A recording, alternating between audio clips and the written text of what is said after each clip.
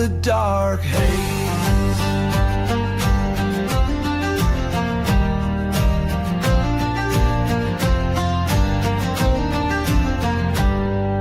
Ladies of the night with eyes of red, vampires in the alleys where good men dread, wolfmen howling beneath the pale moon. But justice is coming and coming soon. From saloons to graveyards where evil sleeps, they walk among us, secrets they keep, nightmare hunters with souls ablaze, cleaning up this town through the dark haze. Cryptids themselves, yet they stand tall against the darkness, answering the call for every lost soul, every whispered prayer. They fight for the light in the midnight air.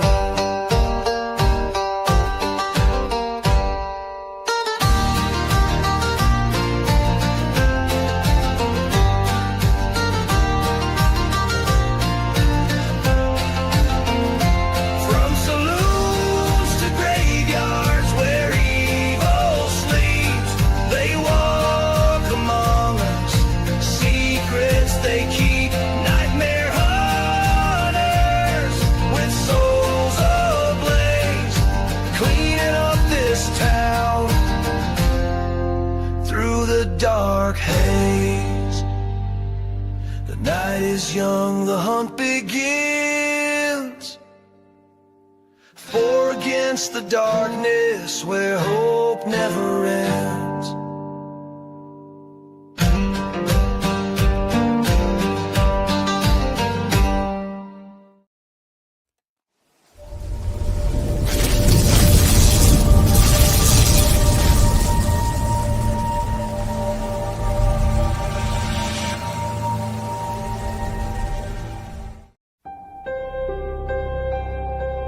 In the shadows of forgotten lore, where legends leave footprints and nightmares are written in blood. He's the voice of modern horror, the best-selling author and cryptid researcher, the name behind the nightmare. D.A. Roberts. Joining him in the field, renowned author and field investigator, the man who tracks what others fear to name. The cryptid hunter, the cast master, the one they call Robbie Jed Raines. And the voice of reason in the madness, the analyst, the investigator, the one who sees through the fog. Carrie Doc Davis. Together, they walk the edge of legend and reality. This is the Nightmare Hunter Podcast.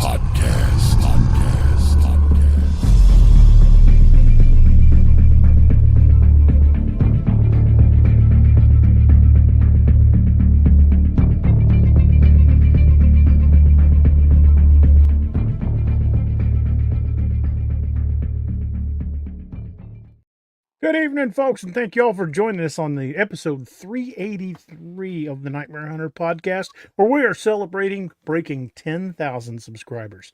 This is huge news for us. We've been building to this for a long time, and I am damn glad to have Robbie Jed Raines and Carrie Pocket Doc Davis in the studio with me tonight. And we got some giveaways for you folks tonight, and we are going to be celebrating the fact that 10,000 of y'all have decided to join us on this crazy Nightmare Hunter journey. So big big round of applause for y'all. I mean, thank you guys so much for making this entirely possible. Because without you, there'd just be three idiots getting drunk and talking about Bigfoot. Amen. So appreciate each of you guys being with us. Boys, how the hell are you? Wyatt, I am rolling. There's the money shot. Also, happy birthday to this dude here. Wrong one. No, it's him. It's him. It's Robbie's birthday, not mine. My screen is pointing me towards you right now. So happy birthday to Robbie. Happy birthday, Robbie. Thank you. I'd sing happy birthday, but don't they like threaten to sue you for singing the copyrighted happy birthday song now? Yeah. Yeah. Just another day. Just another day. Lord have mercy. Yeah, but how old are you now? 51. 51. Right on. Getting well seasoned. That's right. Well, folks, we are damn glad to have you guys with us. We're going to be doing some awesome giveaways tonight, and in betwixt those, we're probably going to be reading some interesting Bigfoot encounter stories and talking about our favorite cryptids and our favorite episodes. So, without further ado, I know these boys have joined since the trail started. Because back when it all started, it was just me and Steve, and things have changed, off and on over the years. We've had a couple of co-hosts come and go. Miss Naoma was one of them, and we've had a lot of co-hosts in the journey. But I think the journey is just now getting the wind underneath her, and we're off and running from here. So we've been into a lot of hijinks out in the woods together, and I'm looking forward to doing a lot more of that. And big things are coming. I definitely feel it. And Robbie's book, where's it at right now? Is it still at number one in hunting and fishing? I think it's either 2 or 3. It slipped a little. Yeah. Well, if you haven't picked up Robbie's new book, it's called Kodiak, and you need to check it out. It's a damn good book. Yeah. Let me check it. It slipped and then it went back again to number 1, and it was there for another day, and then I think it slipped again. So let me check right quick. I haven't checked mine today or yesterday. You're in the last couple still of days. You're still number 1. Well, last time I checked, you were. I've still got top new release on it, but yes, you're still bestseller, so you're still there. Because I got to roll past it when I'm going to mine. It is number 2 right now. Mine or yours? Mine. Yours is still number 1. Look at you boys in the number 1 and 2 spots. It's got 17 reviews now too, folks. Thank you guys for getting those reviews in there. Those reviews are huge. We really, really appreciate those reviews. It helps get those books out there into the algorithm, and we really, really appreciate it. So tonight we're going to be giving away. I'm going to be giving away 5 books, all autographed. And as we discover who the winners are, I'll let you guys pick from any of the books that I have currently in stock. And I've got everything but Devil of the Absarokas on hand. They're on order, but it's going to take a hot minute for the printer to finally get them printed and shipped to me. Robbie, I believe he said he's giving away, what did you say, 3 books? 3 or 4, yeah. It just depends on how it goes. I mean, I've got a whole set other than Kodiak, but it'll be here. So basically, I've got a whole set. So we'll just see how the night goes. And Doc's got a couple of med kits he's going to be throwing in. So folks, be looking for some really good giveaways tonight. That's right. And we're very excited to be bringing them to you guys, and we're so thankful you guys have helped get us to where we are today. Tammy, the next Grail book is the next one coming out, and it'll be coming out end of November 1st. It's already pretty much done. I've just got Lucas got to get me the final cover and the final print version, and it's ready to go pretty much. So she's going to be working on that tonight. So hopefully by December 1, thereabouts, it'll be out. What project are you working on now, Robbie? What are you currently writing? Right now, we're doing Shadow Hunters, Project Manicore, and Valley of Bones. Nice. And Shadow Hunters Project Manicore is introducing. Should I go ahead and tell them, DA? Yeah, go ahead. Shadow Hunters Project Manicore is introducing the East Coast division of the Wild Hunt, and I think it's going to be pretty good. DA called me the other day after he finally got to read it. He was like, "I like it. I think you're doing good on that one." So it's different than the Wild Hunt book. So if you're expecting it to read just like my books, you're going to be in for a surprise because it's set up very differently. Yep. And there'll be an explanation in the book on why it's set up that way. But yeah, it's different. So it's got its own flavor. It's got its own personality, and I think you guys are going to like it. I'm working on the current Wild Hunt book, which is called Leviathan Down, and I'm pretty excited about where it's going. I've got a couple of friends who were in the Navy. One was on nuclear subs, and another worked more covertly. We can put it, and I've really enjoying the input I'm getting from both of those individuals. Their input has been awesome. So I'm thinking that this one's going to be a lot of fun, and it's going to be a little different because it's the first of the Wild Hunt books to take place mostly underwater. But it's I think it's going to really surprise some folks, and I think it's going to be a pretty popular book. So I'm looking forward, hoping to have that one out by Christmas. At least that's the plan. Doc's got some awesome stuff in the work too. It works too. Looks like Dark Angel Medical and the good folks over at Magpul are putting out some projects together, and folks, it is gonna be flipping awesome. Yep. When these kits are available, trust me, you're gonna want 5. They're badass. Thank you. Pretty slick. It's pretty slick. Casey, he says tattooed sharks. Well, the guy that helped them in Operation Blood Eagle, Oscar Bauer, the were shark, he's back. He's assigned to the dive team now. He's going to be a permanent character. Well, as permanent as they get in my universe. Okay, George. Well, I really like that. Never mind. No, he's dead now. And I like this guy, and he's dead. Not crap. Hey, I studied at the altar of a writer by the name of Jim Starlin. Starlin used to write for Marvel years ago, and he also wrote sci-fi and fantasy. And Jim was quoted as saying, "Every good story begins with a death." That's awesome. I really like this character. God dang it. And if you've read the Ragnarok books, you know I chew a lot of scenery. He do. Correct. I'm a little bit more forgiving with my characters than DA is. When we had Jonathan Mayberry, he said that at some point you could see certain characters buckling on their plot armor. Plot armor don't always save you in my universe. He's the main character. Oh, crap, he's dead. Dang it. You can't kill a mate. Oh, he just did. Oh, well. I mean, it's just like people knew that in The Walking Dead, if they read the graphic novels, they knew that Glenn was going to die at some point, right? And he was a popular character. And if you read the graphic novels, you watched the series and went, "Who the hell is Norman? What is Norman Reedus' character?" Yeah, exactly. So, when they killed him, they went from like 17 million viewers down to like 11. They lost a lot of viewers, but they stayed true to it and killed off the main character.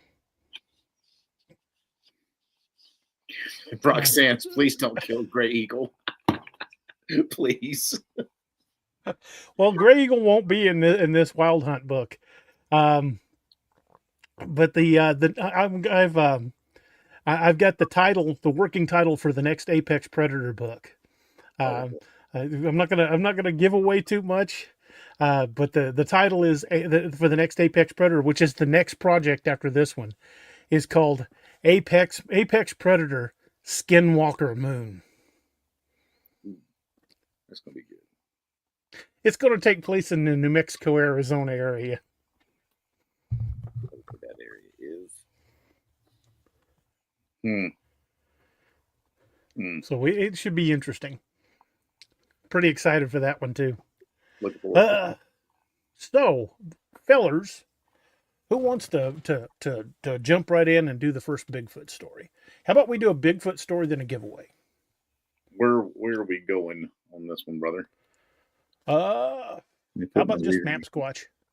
Let me put my spectacles on. All right. Doot, doot, doot, doot. Let's narrow it down to big feets. Some big feets. All right. Big feats. Big feet. Ooh, okay. Let's see here. What this one is.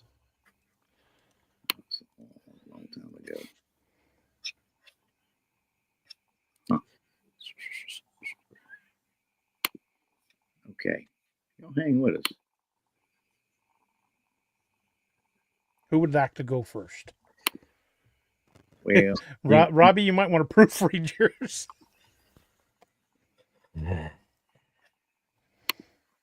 yeah. This that's a short one. Don't make any jokes. Shut up. Well, that's perfect for you, Doc. Docs need to read a novella. Okay, I'll read. I'll start. This one's a good one. I've read this one myself. Y'all ready? Gooey. Shoot. Okay, this is possible knocks and vocalizations heard near the Flat Tops Wilderness area of the White River National Forest. This is in Rio Blanco County, Colorado, off in the west. And this was in 2005 in the fall. It says, my father and I were elk hunting in October of 2005 in the White River National Forest near the Flat Tops Wilderness. This area is in Rio Blanco County outside of Beaver, Colorado. My father has hunted there most years since the 70s, and I have been a dozen or so times since the 80s. The area is about 10,000 feet, very remote, few hunters. We backpack in and camp in primitive style. My father killed an elk and asked if I could meet him one morning to dress it and haul it down the steep slide. The slide is an open area that extends up the side of a mountain about a half mile. It is steep and as a result has a central corridor that is devoid of trees. It is surrounded on both sides by dense forest growth. It's rocky and very rugged. I met him one morning about 10:30 to help out. When I arrived, he told me he'd heard a series of very loud knocks sometime before I arrived. He said he was up on the slide in the Flat Tops area, and he said they were very loud, sound like a man hammering on a tree with a hammer. He said that the knocks were so unusual, he thought I was above him messing around with him, and I told him I'd not been. And I commented that Bigfoots are said to make sounds like that. Well, anyway, we started working on the elk, and I was there about a half hour when we heard the knocks and some vocalizations, what sounded like someone howling. This time they were to our left at the same elevation on the mountain we were on, and they came from dense growth, seemed to be no further than 100 yards away. There were 8 to 10 knocks, very rhythmic and quite loud, very strange, and obviously not made by anything we can identify unless it was a 200-pound woodpecker. They sounded like rock hit against wood, very crisp and clear. We had a couple other occurrences, and perhaps I'll submit them. And so the whoops and knocks are not unfamiliar to this area as well. Best wishes. Interesting. I don't know. Not at what a sighting or anything like that, but Still sometimes pretty interesting. Sometimes you don't get just sightings. You may get just vocalizations, or you may just get, like you said, DA, not just wood knocks, but what can they also be? Something Pops. that tongue pops. And so, what do we think that is? I mean, they had it from two different sides. So, communication method, territorial marker. Yeah, either communication or just letting each other know where they were at. Mm-hmm. You know, location ping, or maybe even communication. We don't know what they're saying, which means anytime we make a tongue pop or do a whoop in the woods, we don't know. We might be insulting their mother or inviting them to dinner. Right. It just like, and I wonder too if it's them sometimes saying, "Hey, we know you're here. We're letting you know we're here," type of thing as well, and you're on our turf. I've heard a lot of people speculate that it's something like that, of an acknowledgement of, hey, we know you're here. Mm-hmm. Could very well be. Yeah. That was interesting though. I mean, I haven't ever heard any vocalizations. Y'all have both heard vocalizations, have you not? Mm-hmm. Yeah, I have not. We didn't hear anything that night that we were, or those couple of nights we were out. Well, technically you heard vocalizations because we heard that owl call. Oh, you know what? Yeah, that was at Moon Valley, right? Yep. Yeah. That's And right. we heard stuff hitting the water too, which it's not necessarily a vocalization. It could have been rocks, or it could have been themselves crossing the Correct. water. Correct. But as cold as that river was that night in January, I would probably lean toward rocks. Yeah. I mean, wouldn't I want to don't get in care. the water in I don't late Well, January. You got a fur coat built in, you know? yeah, but we're Yeah. pretty sure they crossed that river though, because remember they ended up at Unless there was Bennett groups Springs. on both sides. Mm-hmm. Mm-hmm. Yeah, it's interesting, man. Yeah, so vocalizations, what are they? Are they a communication method? Probably. Are they a territorial marker? Yeah, absolutely. I mean, it could be. So It could be all of the above. I mean, all the above. Yeah, they could have different knocks or different series of knocks or different vocalizations for that mean different things. Like you said, we could be insulting your mom and we don't even know it. So, all right. or when you howl like a man wolf in a Bigfoot's backyard, it's like you're throwing something else on the table. Yeah. Oh, yeah. Yeah. Well, Well, you know, it happens. about that. About that. Oh, mercy. Well, I have a trivia question locked and loaded. Who would like to be the first giveaway?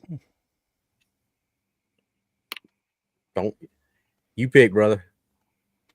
Well, I've given away 5. You're giving away 3 or 4, and Doc's got 2. So let's break them up so that way I'll go first, and then we'll kind of split them up amongst ourselves. That way, Sound good. one of us isn't just done while the others are still going. So I'm going to give away a signed copy of whatever book you want if I have it in stock, and we're going to put the trivia question up, and we're going to watch for the responses. Robbie, Doc, I need both you guys eyes on the comments because I don't have the comments up on screen. I'll have the banner generator up on screen. So I'm going to put this up, and there's probably going to be about a 5-second lag before it appears on y'all's screen. And when it comes up, all right, take your time. 1 guess per person, please. That's only fair, but everybody's got a shot at it. Anybody that's in the chat. So here goes the trivia question.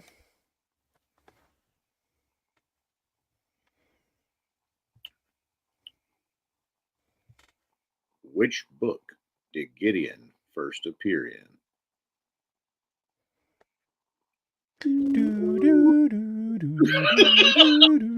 We do the same thing. Great minds, brother. Great minds. I think Toshi got it first. Yep, Toshi was right on quickest on the draw. Dang. No, oh yeah, little Patty got it.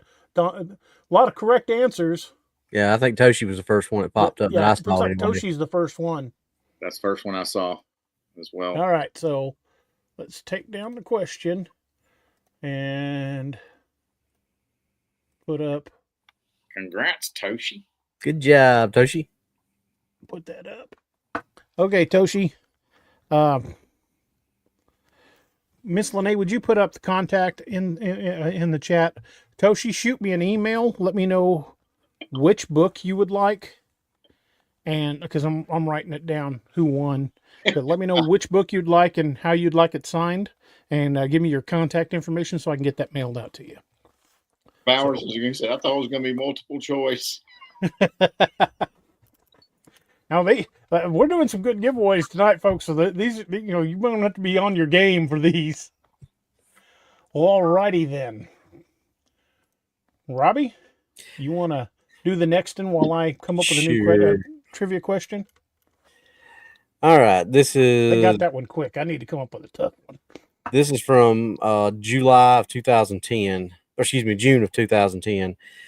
And it's right in DA's backyard of Joplin, Missouri. That's right there down where Roxanne lives. Yep. It's down by Joplin. Shoal Creek.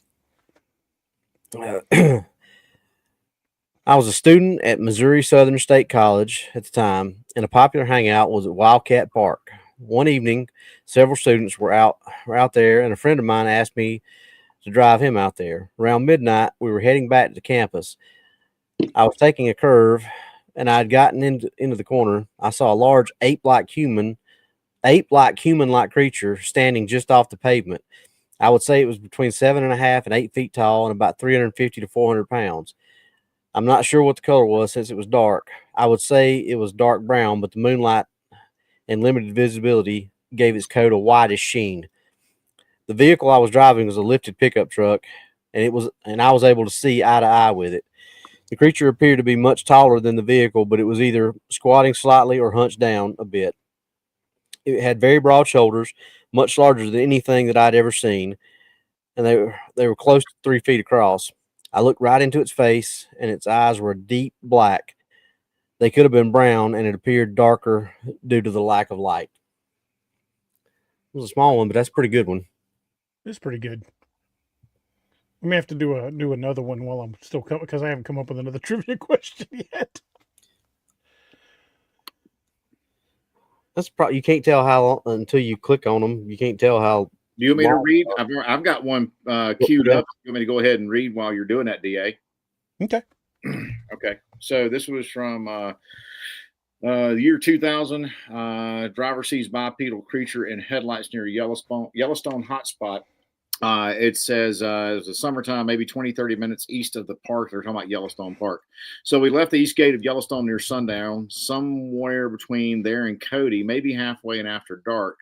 I saw a dark bipedal motion moving out of the tunnel of light provided by my van. It was very brief. And when I got back to Florida at some point, I received a field and stream and read about the Skookum cast. And after reading it, I went to your site and found the Wyoming hotspot, and it all came back. I'm a cautious observer and realize how your eyes can play tricks. I asked my wife prior to telling her about the Skookum cast article or the information on your site about whether she remembered me saying anything on the way to Cody when we left Yellowstone during our trip there. She said all she remembered was me joking about seeing Bigfoot. And I wanted to be sure it wasn't just a manufactured memory because some time had passed and it had been a long day. We had seen a lot of wildlife and a nursing grizzly with 2 cubs. And what I saw reminded me of a moose in color. I've always described moose as being difficult to see at night by saying it's the black that moves at the outer limits of your lights. Often you don't get a clear outline of the animal, but you know by the way it moves, but know it by the way it moves. I don't know if that makes sense or not, but it's 2:30 a.m. now, so I'm a bit groggy. I was planning a trip back this summer to take a better look around, and I'd been fishing a Masters last summer at Colorado State and had finishing a Masters and a week between classes. So we headed up to Yellowstone and hoped to see a grizzly. Had I been in Washington, I probably would have looking for the Gigantopithecus. Many years ago, I talked to Dr. Krantz and Peter Byrne while working on a project for an animal behavior class at University of Florida. When I called them, they seemed credible and were helpful. And my memory is from a second or two. 2 strides that took it from the middle of the eastbound lane to the middle of the westbound lane to the gravel on the side of the road. Dark, large, and half laughing, hairy. Half laughing, I told my wife I just saw Sasquatch. She said so did she. And we both laughed and said we must be really tired. She said turn around, which made me laugh even more. We're just tired. She pointed out that she didn't know when we'd ever get back. And I didn't think any more about it until I went to your site. I'll be going back this summer, probably June, depending on the cost of the gas. So that was pretty interesting right there. The fact that he had some other stuff to compare it to and was open-minded about what he had seen. So that's pretty interesting. And the fact that he talked to Grover Krantz that's pretty credible. That's what I'm saying. Yeah, I mean the fact, and he was open to searching out these resources, and which means he took it very seriously. So, yeah, I mean something that takes a stride that big, because what we say average road it's pretty. We did that one on another show. Yeah, I can't remember what was. It's big, but something to hit that road in 2 strides to cross both lanes and get on the other side. 12 feet. Wasn't that what we said? 12 foot was a standard 2-lane, something like I that. think it's 12 feet. Yeah. So if they could do it in 2 strides, that's 6-foot strides roughly. That's a big old stride. What makes a 6-foot stride? Something not much. It ain't my short hillbilly ass. I can tell you that. Same here, man. I'm like freaking Doc. The weenie dog legs, man. Good Lord. The battle corgi. Yeah, for sure. So whatever he saw was big, and a bear ain't gonna cross the road on 2 legs anyway. Right. So interesting story. Got a question? Well, I got another trivia question ready.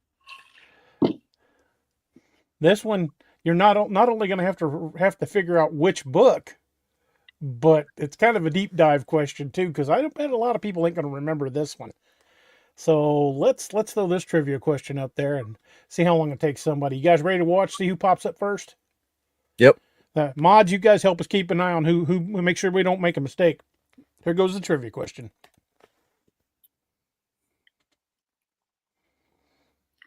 Ooh. When Daniel Clark was a deputy, what was his radio number?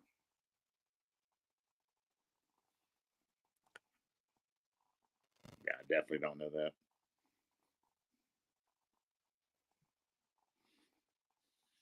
Lima Mike Foxtrot threw a number out there. Right. Karen got it. Karen Polson got it. 125 was his radio number.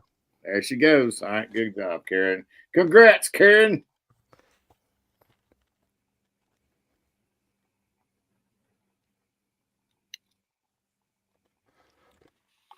Karen, shoot me an email or a text message, either one. I know you've got my contact information on Facebook because she messages me fairly regular. She finds the best like herbal remedy books. She bar none. She's always sending me like check this one out. So she's got great knowledge of herbal medicines. But Karen, shoot me a message with your address and everything, so I can make sure I've got the most that is current, and which book you want and how you want it made out, and I will get that out to you. So congratulations, Karen. Good job. 125 was his radio number. And if you're familiar with Lakeview Man, then the opening scene of Lakeview Man, he tries to have lunch and it doesn't last. Never does. Yep. Almost guarantee you try to call in to dispatch and take a break for lunch. They're going to back 5 calls up on you.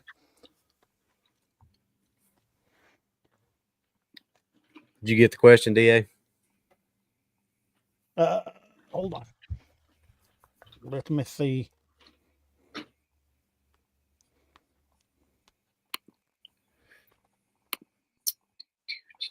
Okay, I will put that one up for the next one.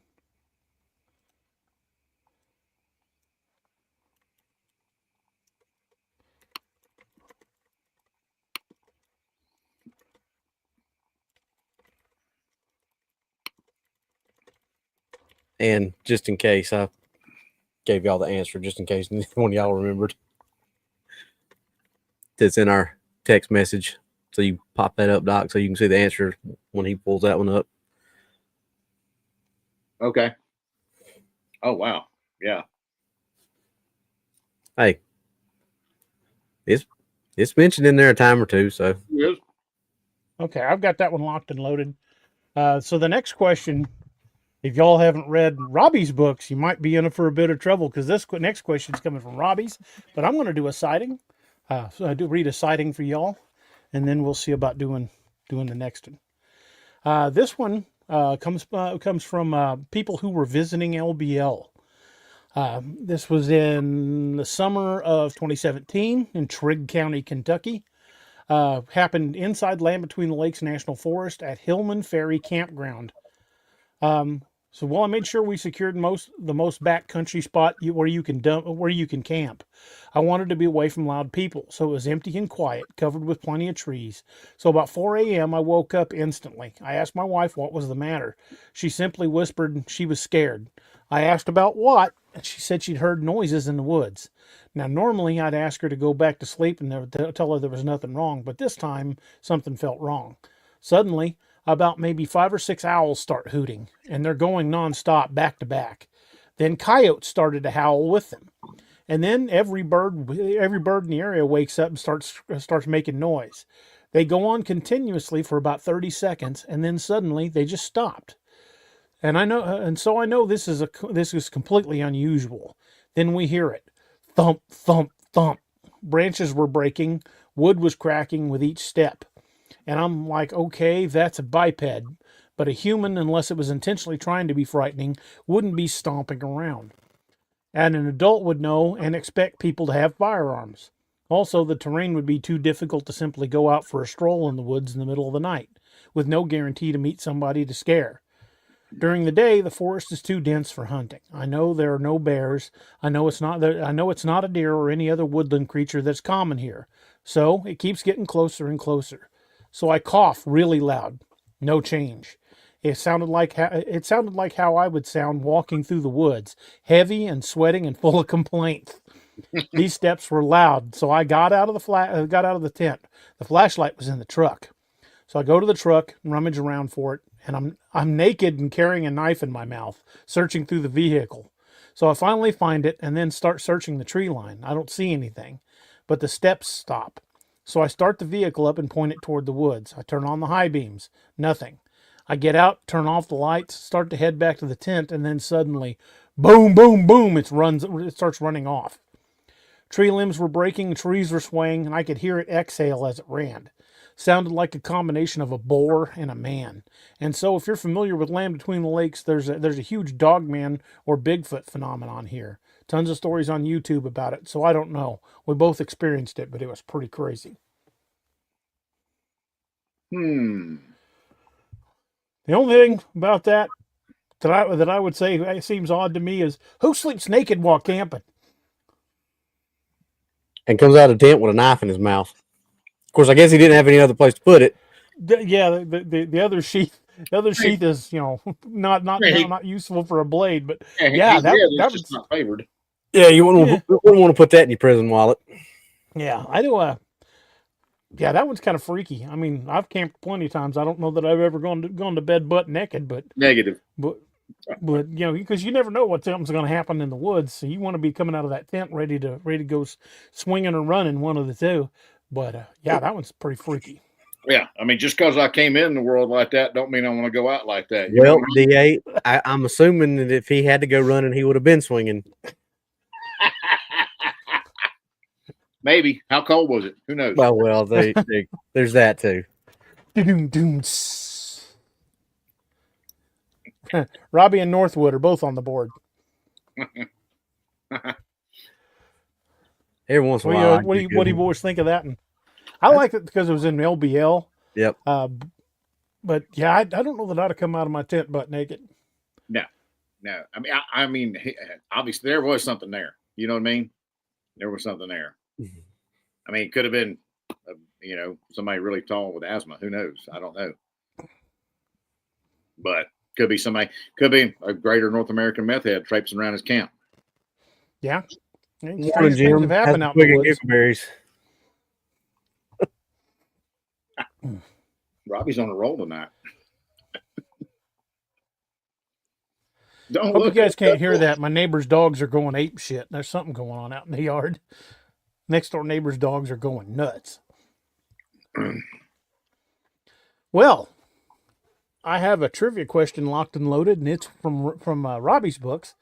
And it just so happens we're giving away one of Robbie's books now. So I'm going to let Robbie read the trivia question for you, and Doc and I will keep an eye on the on the chat and see who wins. So here we go. So, who was Rick's partner in Silver Star the night he got attacked by the werewolf?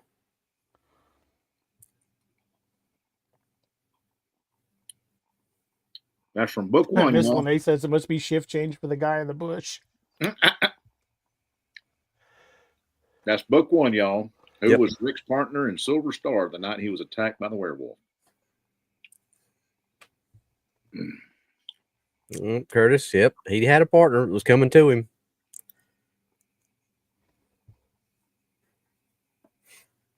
He was behind him. Technically, he wasn't there with another officer, but he was his backup. So maybe we should have said who was his backup instead of his partner. Well, who was the other officer that was mentioned? Yeah, it was coming to him. Officer that was coming to back him up, and they were if you read back, they were partners before when they were both worked at the city. So.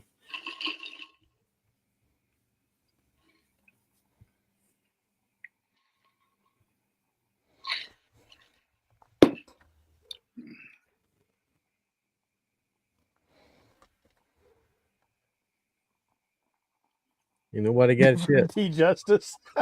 Thank you, George. George said, VA, Robbie, and Doc, you ever cross the pond? I got whiskey waiting for you. Appreciate that, man. There was nobody in the vehicle with him, but he had somebody responding to the call with him that was behind him and was a big reason that he survived.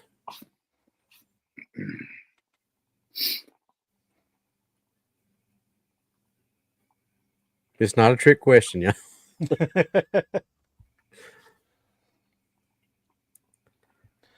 So, are the mods eligible? Yeah. All right. The mods don't know these questions in advance. So, mods, you guys are eligible too. If you guys want to throw out a guess, so help yourself. The mods are eligible. Nick got again. it. He got it? Well, he didn't say the last name, but he got the first name. All right. It was Jason Sutherland. All right, Nick. Robbie, you want to drop your email in the link in the chat, and he can reach out to you and give you his contact information and tell you which book he wants and how to make it out.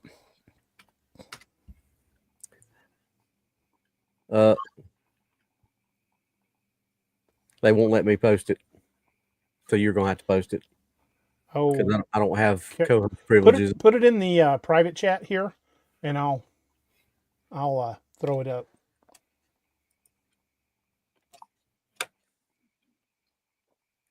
Congrats, Nick. Congratulations, Nick.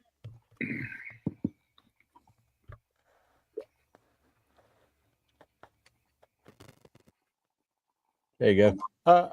Nick says he's already talking to you via email. Yeah, he's got, but you might need it for. Yeah, so Nick, just send me a message of which book you want and your address. He's already got the email. I'm not going to post it. But you might need it for nothing. What I'm going to do is I'm going to post it in the Mod Squad, and they've got it.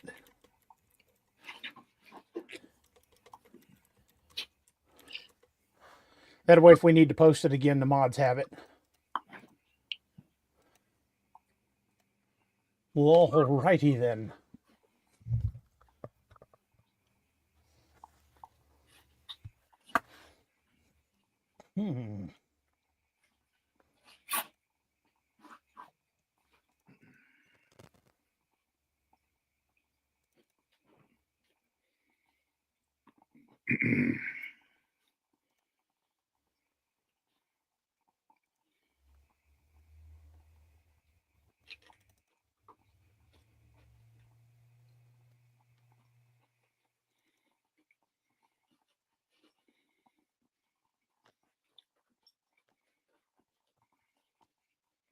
All right. Mm-hmm.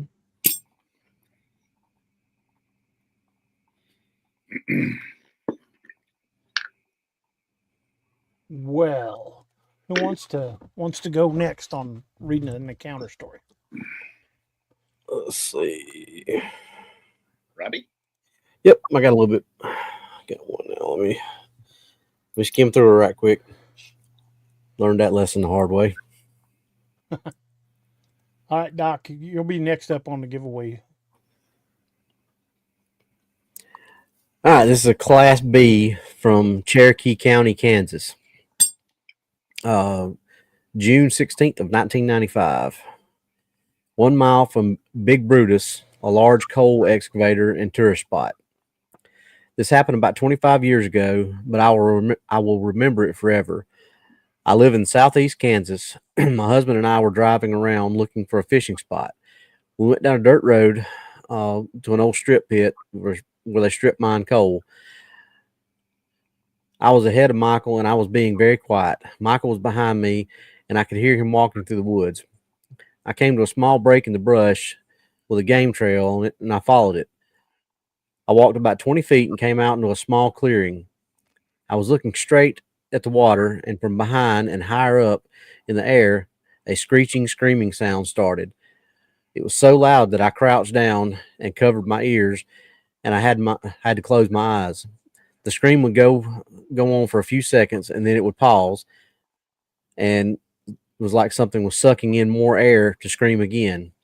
This went on for several seconds. I finally could tell that the thing was running away, and I stood up and opened my eyes. When I looked up, the thing had jumped the creek in front of me about 10 feet and was running through the trees that were right and knocking the small trees down and aside as it ran away screaming the whole time. I know that I scared it when I stepped out of the clearing, and I wasn't looking in that direction, so I didn't see it standing there. It heard Michael behind me, but I was being very quiet. When I stepped out into the clearing, I scared it. Michael heard it screaming and started yelling at me. That's when I stood up and looked and saw all the trees being knocked around as it ran past him. It was the loudest animal I'd ever heard. I might have saved my own life when I crouched down and covered my ears. The sound was a bit behind me, and it was up about 7 feet above my head. It wasn't a bear or a bird or anything else that I could think of. It was a Sasquatch. Many people have seen them here, and we have a lot of wilderness around these strip pits for them to hide and live in. I could have lost my life if it had wanted to hurt me, but I was scared so bad, or it was scared so bad, all it wanted to do was run away and scream. Whew. That's kind of terrifying. Yeah, it is. A good one though. What state were they in? Kansas. Okay. Yeah. It is scary. That was pretty creepy. Yeah. Reminds me of that farm that came under siege. I can't remember the name of it. Lockett Ridge. Lockett Ranch. Yeah, that's it. That's the one.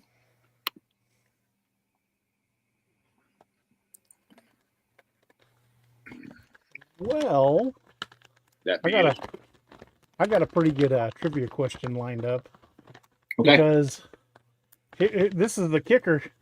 A lot of people haven't read Heart of Iron. Heart of Iron, I was really proud of that book, but I was surprised when it's one of my least sellers. So this question is actually from Heart of Iron. Hopefully you guys have got it or read it, or have read it many times. But I know a few folks out there, specifically a fellow we met in Ohio who really enjoyed the book. So this trivia question is from Heart of Iron. Here we go. Doc, I'm going to let you read this one. And since it's going to be one of your kits that's going this time. Alrighty. In Heart of Iron, what was Balkus's brother's name? In Heart of Iron, what was Balkus's brother's name? And the winner gets this.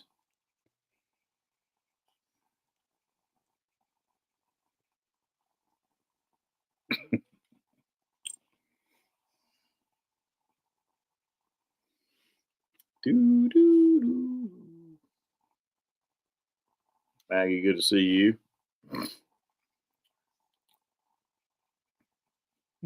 Toshi, no, it's not it. Good guess, but not it. Jed.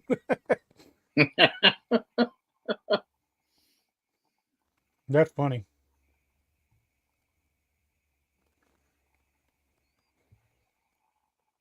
Wyatt, you're close. No, it's not Gumley. Balthazar, nope. Thank you, Stray Wolf. Question still up on screen. In Heart of Iron, what was Balkus's brother's name? Yeah, Wyatt, you were close. Wasn't Paul Blart either. Nope. Just a guy who? Rice Krispie Cowgirl, that's a good guess. There is a character named that, but it's not his brother.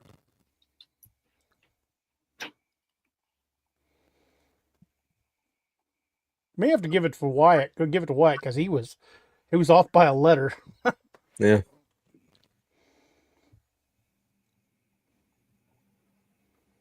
Richie says his name was Richie Evans. Angel Monroe got it. Ballrun. Balran. Balrun Ironheart. Sorry, Wyatt, you were close, but not quite right.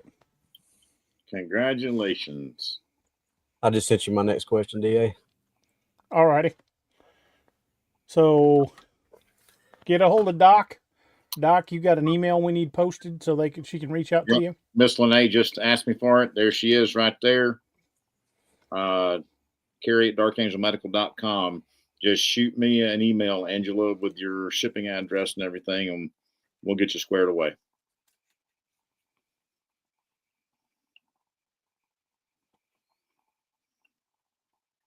I'm going to put up the next question, and if you boys, if you boys want to find another story to read while I'm doing this.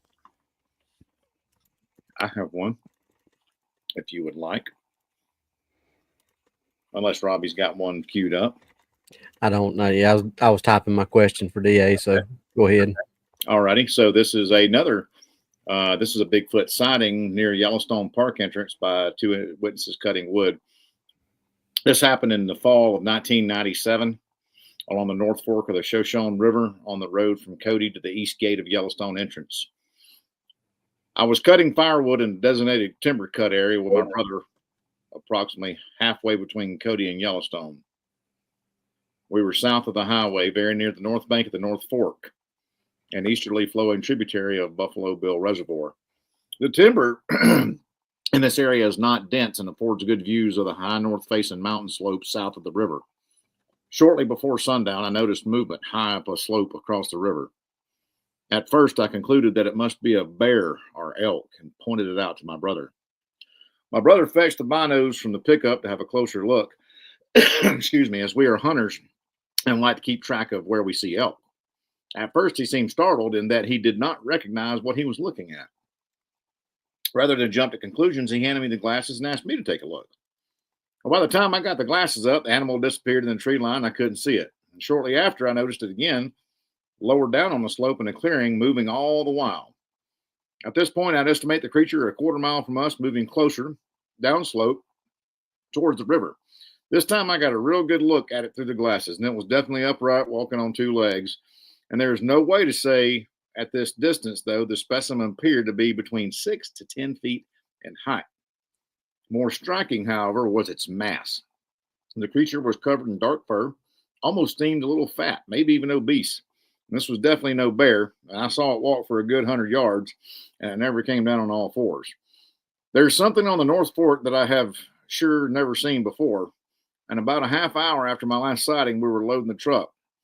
Well, the chainsaw wasn't running so we could hear reasonably well, even though the river makes some noise. And right before we left, almost completely dark, we hear a high-pitched noise, eerie noise coming from a few hundred yards up the river. I thought it was an elk, but I thought that was the right time of year to still hear elk. This was definitely no elk, and I've never heard anything else like it. That's an awesome one. That's a good one. That's a great one. Yeah. Well, before we do, before we do the next trivia question, it's almost 5 minutes till. We've got to take a quick break to pay some bills. Now that we're with UnX, we have to take a commercial break at the top of the hour. So we are going to take a quick pause and have a quick commercial break. If you guys need to refill your drink, this would be a great time to do it. But we're gonna pop away for just a moment. We will be right back. The UnX Network presents a health and wellness spiritually based brand of hemp-derived CBD products made by Hopewell Farm in Harrogate, Tennessee. We apply our Cathara energy work with all of our plants and products. Our products made in small batches with only 2 ingredients of pure hemp, full-spectrum crude oil, and coconut-derived MCT oil. Third-party lab tested for potency and legal THC THC levels with 6 strengths of 1 ounce oil to choose from. Know what you're buying and get what you pay for from Hopewell Farm. Applied directly to a specific area, Hopewell Farm topical salve in 1 ounce and ½ ounce sizes, made with pure hemp crude oil, comfrey extract, and all natural ingredients. Find the Hopewell Farm link and coupon code on the Unnext Network website at unnextnetwork.com. That's unnextnetwork.com. The new book, How to Research a Haunted House by paranormal investigator Margie Kay and professional researcher Violet Wisdom, is now available from Unnext Media. This one-of-a-kind book explains how to do research on a house with uncommon methods and resources used by historic home researchers, and how to determine who may be doing the haunting and why. How to Research a Haunted House can be used by homeowners, renters, investors, and it should be in the library of all professional paranormal investigators. Get this unique book at unnextmedia.com or amazon.com. That's unnextmedia.com or amazon.com.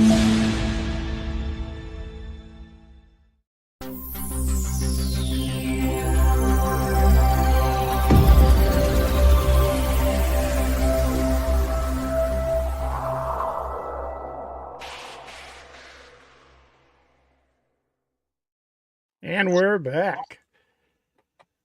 Appreciate the little pause there, and big shout out to all of our sponsors. Sorry we had to take a moment to pay the bills, as Reese likes to say. But we're back, and we're getting ready to jump out with the next trivia question. Robbie, I believe this one's yours. Yep. All right, let me bring that up, and I will. Got to find it first. There we go. Okay. Here we go. All right. I'm going to put it up there and then Robbie can read it. And this one's for one of Robbie's books. In Howl of the Night Wolf, what was the name of the battle that Ramsay fought with, that he met Dougal and fought with him in? It's a very famous battle in Scotland.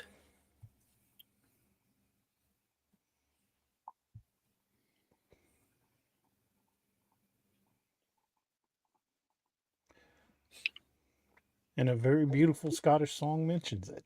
Mm-hmm.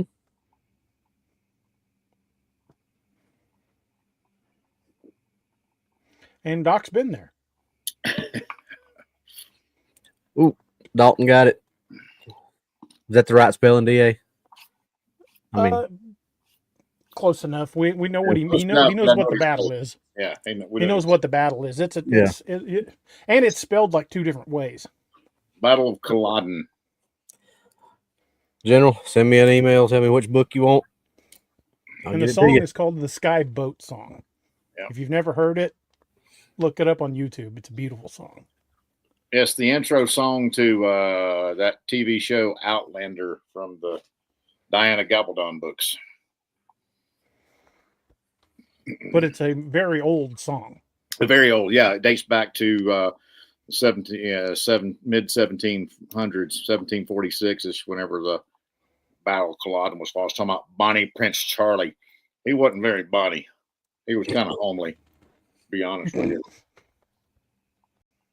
But it is a pretty song. It is a beautiful song. Beautiful. It has a lot of meaning to it. Yeah, that song always makes me misty. There's a acapella group called Clamavi de Profundis. They do just some of the most amazing renditions of songs. They've done a lot of the Tolkien music, like the songs from Lord of the Rings, which there are a bunch. Tolkien incorporated a lot of music into his writing. But if you go to the Clamavi de Profundis YouTube channel and look up the Sky Boat song, it's one of the most powerful I've ever heard. Very cool. I'll check that out. You have to send me that link, man. Okay. I can do that. Okay. Who would like to partake in the next Bigfoot encounter story? I got one. Ready? This is from December of 2004. It's a Class A. and it's in Greene County, Missouri. Well, Sure you probably already heard it. I'm in Greene County. And says I grew up on a dairy farm and would bring in the cows for the evening milking. This was often done on horseback for both pleasure and convenience. Since I was only 10 years old at the time, I didn't have to actually milk the cows after they were in the barn and could ride the horse while my brother and father milked. On the evening of the incident, I was riding our Appaloosa gelding south from the barn lot back toward our farm. Most of our farm had been cleared by dozing 8 years before, but the farm behind ours was completely overgrown with trees and brush and had not been used for anything for several years. The east boundary of our farm was a river, and there are many caves and sinkholes in that area due to the karst topography. As I mentioned above, most of our farm was open, so visibility is good. I had ridden about 100 yards west of the barn and was within about 100 yards of the back fence when Ace, our horse, stopped walking. I kicked him in the ribs a little to get him going again, but he wouldn't go. He would only go a step or two and would stop again. This went on for several minutes with me trying to force Ace, who was a very well-behaved horse, to go forward. I only managed to get him to go perhaps 20 or 30 yards before he would go no further. All the while, he was stamping on his front feet and snorting in the air, or snorting air out of his nose in great puffs, as well as having his ears laid back against his head. I was getting very frustrated with Ace and was slapping the reins against his flanks and kicking my heels into him, but he wouldn't go no further. At this time, from behind a small cedar tree, a large black humanoid creature stood up as though it had been crouched there hiding. It turned toward the back fence of our farm, being just on our side of the fence. It took 4 or 5 long strides, walking upright, then jumped the fence like a man would jump over something, rather like a great hop. I didn't get a chance to watch whatever it was because Ace turned and bolted back to the barn, and there was nothing I could do to stop him. I was barely able to stay in the saddle as he was running so recklessly. I got to my father and brother, and we went back to where I saw whatever it was, but it was long gone. I remember that it was not covered with long stringy hair, as these things are often reported, but it was very dark from head to toe. I saw it from about 60 to 70 yards away, clearly, and with nothing between us until it jumped the fence. It was probably 6 to 6:30 p.m. and it was only late September, so it was still light out, or there was still plenty of time for light. There were other occurrences in this area with screams and cries at night and the sound of crashing movement in the brush near our house, and a putrid, rotten smell that, when smelled while coon hunting, would cause the hounds to come back to us, and they would slink around our heels with their tails between their legs. These things happened over several years, but mine was the only actual sighting of anything by my family. That's a pretty good one. I think I know right where that's at, and it ain't far from here. That's interesting. Ain't a whole lot of dairy farms left in Greene County. Now, you took us by one, or one that used to be. In fact, I think we drove right by that. I think I know right where that's at. Mm-hmm. Isn't there one still operating in Moon Valley? Yeah, down farther up on the rim of the valley. It's not down in the valley itself. Yeah. We come in next to where that old store is. Mm-hmm. You thinking that's it? No, that's not in Greene County. That's over in Dallas County. That's right. Never mind. I'm sorry. Yeah, that's way out of our county. Okay, I'm going to give away another book. So this one's for one of mine. Oh, Kevin Bode said give away 5 memberships. Thanks, Kevin. Awesome. Appreciate that, brother.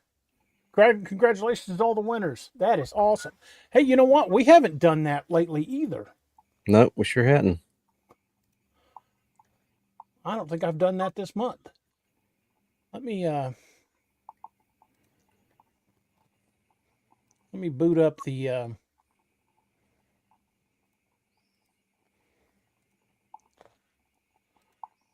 Chrome one. So I have to do it in my actual Chrome account. But I also have a trivia question. So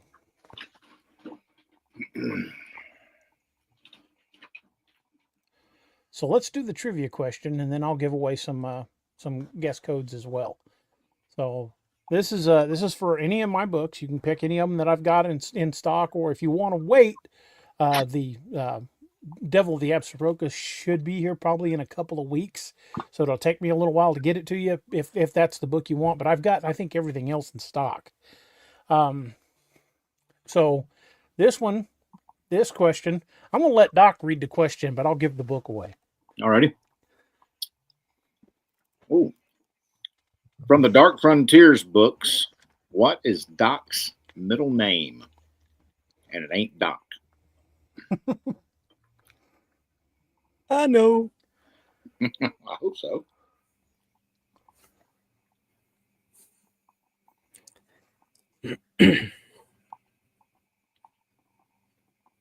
Pocket Doc. Nope, that's not Not it. Melvin. It ain't Melvin. Melvin was my daddy. I had an Uncle Melvin. I had a daddy, Melvin. My Uncle Melvin fought in World War II. He passed Not away about 20 Bartholomew. years ago. Although that would have been funny. Oh. Tochi? No, that's his first name. his first name. Mm-hmm.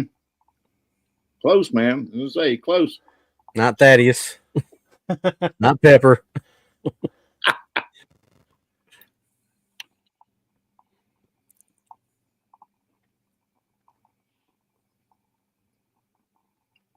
Do, do, do, do. Ignatius.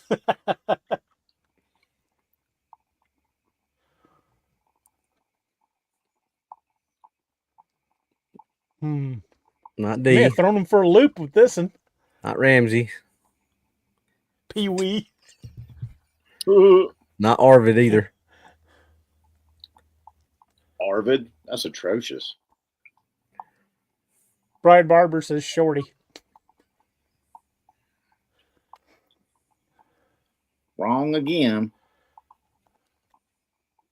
I got 2 guns, one for each of you. One for each of you. Not Steven. Not Severinson. That's not it. But if you think about it, Obadiah Festus. and Davis, it just kind of flows well with it. It do. Marshall Dillon. Not Arthur. Scrappy Doo. I hate Scrappy Doo. Ugh. Yeah.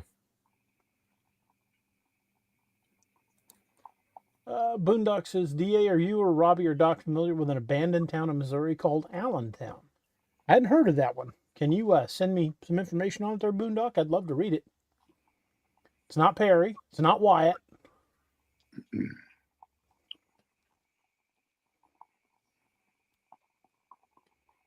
This one may have stumped some folks.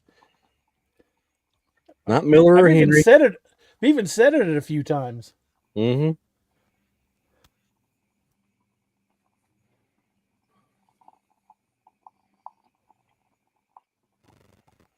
Not Dylan. Doc Martin. No, those are shoes. So good stuff. Not Matthew. Not Carrie.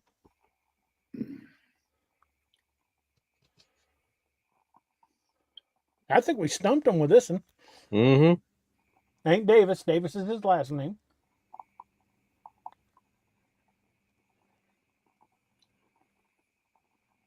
I'm surprised somebody just ain't grabbed a copy of one of the Dark Frontiers books and just looked it up. I know.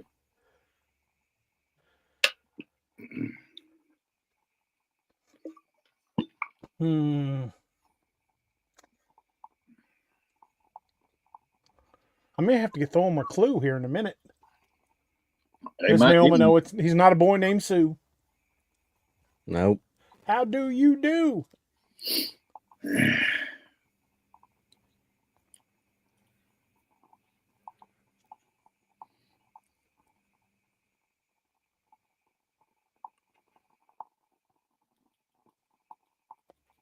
Man, this is the longest it's taken anybody to answer one of the questions we've thrown out. It are. Peter, atriums? Nope. Chisholm? Chisholm. No. Arlo? Nope, not Arlo. Oliver? Good guess, but not it. Chris? Nope, not Chris. Not Matthew. There it goes. White got it. Oh yeah, Wyatt got it. Obadiah Killian Davis. I was wondering. Wyatt, shoot me a text, brother. Let me know Nice. which book you want, how you want it made out. Give me your address so I can get it to you. Nicely done, Wyatt. Very good, brother. He said, yes, I did look it up. Well, this one was really, really throwing people for a loop. Yeah, And you know what? I'm going to give away some memberships while we're at it. I'm going to send 5 right now. Right now. Right now. Looks like Windwalker, Darcy's Den. Oh, it's scrolling by too fast. Brian Barber. No, not Brian Barber. Sorry. Missouri Broad got one. Blackie got one. And Madlib got one. Awesome. Congratulations to the winners. You know what? That was so fun. I'm going to do it again. Here goes 5 more.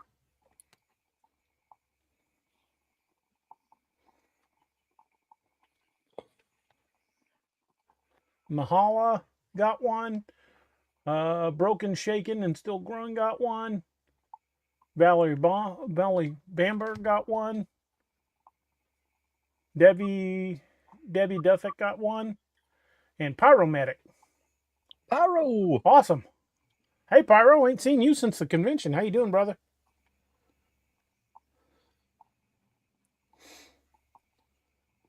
There we go. 10 winners. Well, alrighty then. Heck yeah.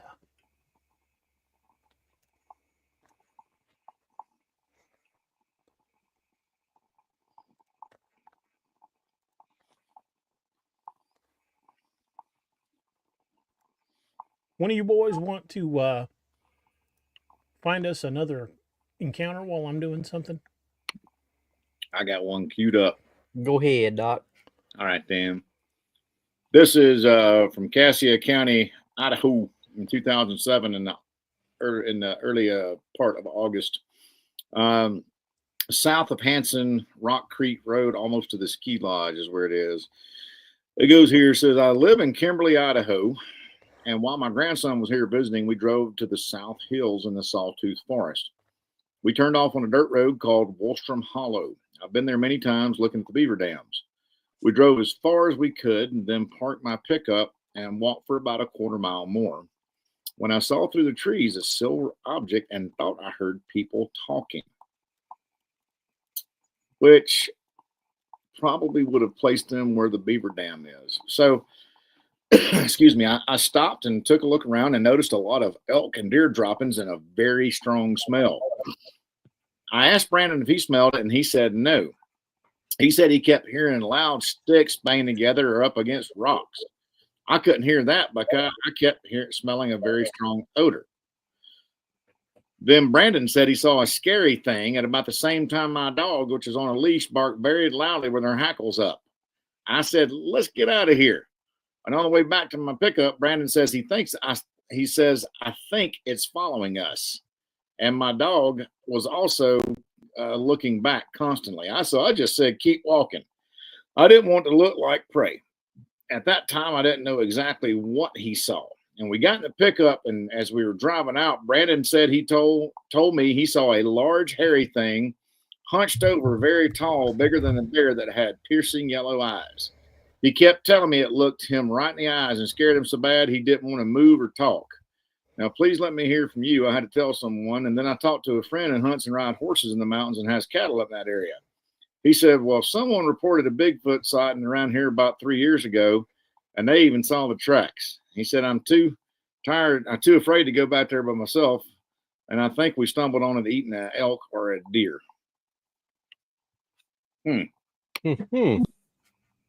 So maybe we know they got to eat. Dinerus interruptus, Supperus interruptus. You know, yeah, I mean, they got to eat. And so the strong odor, what we've all heard described in many encounters, is that strong, rancid, putrid, stanky odor, you know? So who knows? What do y'all think? That we've heard, well, even in that one that I read a little while ago, they always talk about that, wet dog and rotten meat smell. They said the heavy on the wet dog, rotten stuff smell.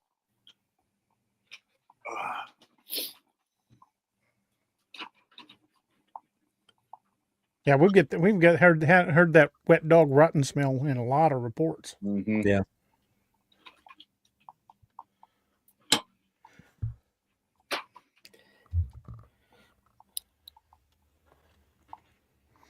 Well, Robbie, yes, sir. Ready for another trivia question? Sure thing. All right. Well, this one's all you, brother. Here we go. In Creature of Scape War Swamp, what was Lance's friend's name who he was fishing for alligators with that got killed in the first of the book?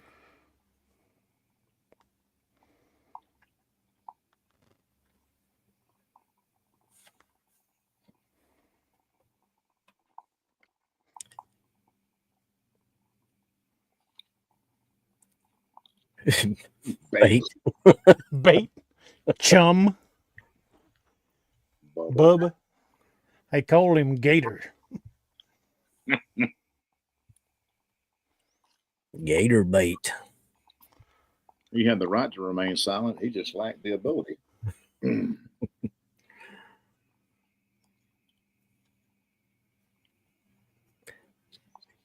Close, Angela. Jay Sisko was one of the ones that got killed later on in the book. This is the very first in the prologue.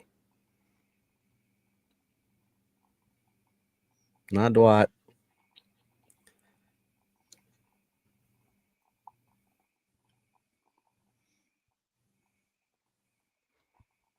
Robbie, check your text for flavor. Probably killed off Dwight Yoakam in the opening book. Or at Troy. Whenever I think about Dwight Yoakam getting killed, I think, Carl, what are you fixing to do with that there lawnmower blade? Oh, Ed Peak. Did he get? Yep. Well, way to go, Ed. Ed got the first name. Hillary got the last name. I would say that's a twofer right there. Yeah, however you want your call on that one. However you want to do that one. Well, I'll tell you what. That's pretty good. One of them got one of them got the other. I'll do one for each of them. So that's awful nice of you, Robbie. Very generous of you, sir. Well, Strickland says Bill Dance. Bill Dance, the fishing guy. I was going to say, he did fall out of the boat. Yeah, well, he fell out of the boat. He could have been Bill Dance. That's true. Because that was one of the funniest things. Was Bill Dance bloopers from way back in the day, man. Good Lord. Oh, man, you can make a 3-hour YouTube video of Bill Dance falling out of the boat. When he said Bill Dance, I was like, yeah, because the dude did fall out of the boat. I remember that. That's good. Very good. Well, awesome. Well played. Hell yeah. Well played. Yep, birthday was okay. I got to come up with another trivia question. One of you boys want to read the story while I'm trying to come up with a trivia question? You got one, Doc, or you want me to pull one up? I ain't got one. Yeah, I mean I can pull one up real quick, like. It's harder to pull them up on my phone than it is on. Right. Here you go. Let me see here. All right. Dang it, I has one. Okay, here we go. This is a sighting out near Minot Air Force Base up in northern North Dakota. Why not? Why not? Why not? Minot. So if you never thought hell freezes over, you've never been to Minot. If God was going to give the world an enema, he'd shove the hose in Minot, North Dakota. It is a desolate place. I've had many friends up there stationed in the missile fields. So this just happened outside of, as we just said, Minuteman Trailer Park outside of Minot, North Dakota. Now, while this incident occurred a while back, this was in 2000, it may be of some use as I have never heard of any such sighting in that area. While coming back from a hunting trip outside of Minot in the third week of April, a friend of mine and I were followed by a creature as we returned in the direction of the trailer park in which we lived. My father was working for the Air Force at the missile site at the time.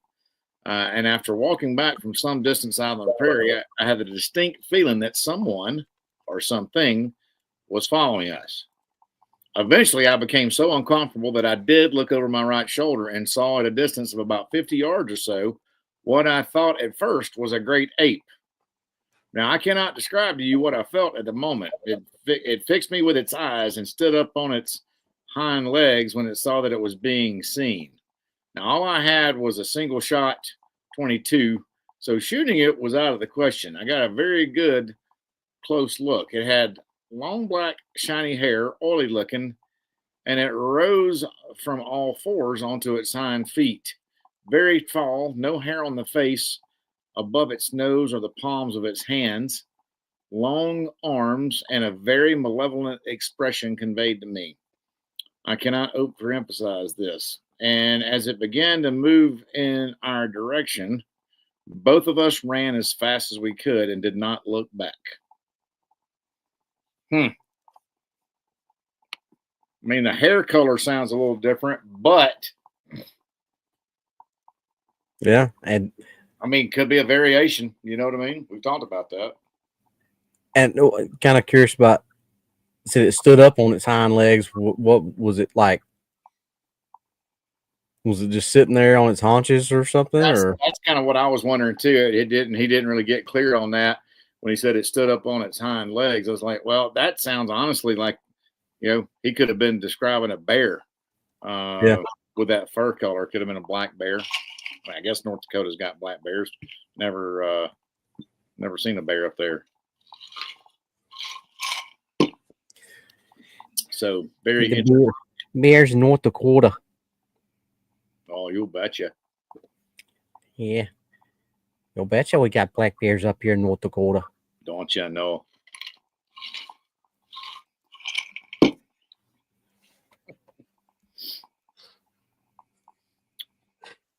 Oh. Okay. Here we go. You got a question yet, DA? I've got one. And it's a scene that's made a number of my friends cringe every time they read it. Oh boy! Oh boy! This is from the Ragnarok Rising saga.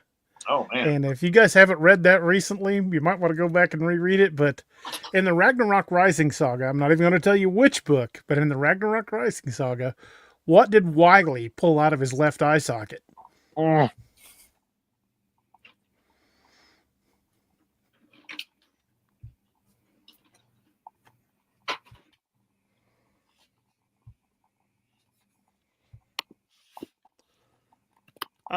Paul, I'm going to give it to Paul because it was a claw on a finger. He had the whole finger stuck in his eye. Miss Nemesis is right nut. I'm going to go with you, Paul, because it was the whole finger. It wasn't just the claw.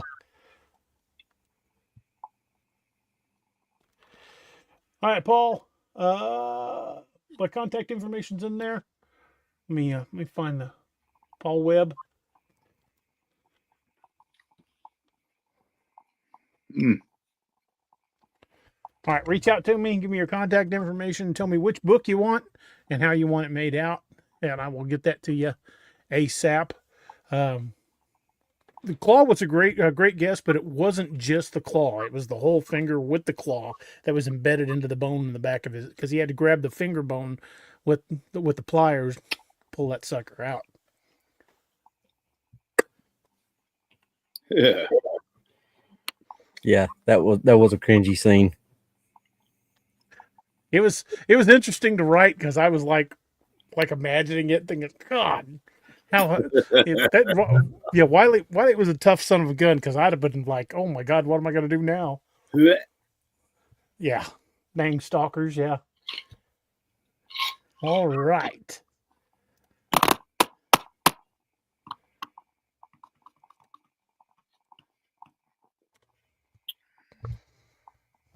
Okay.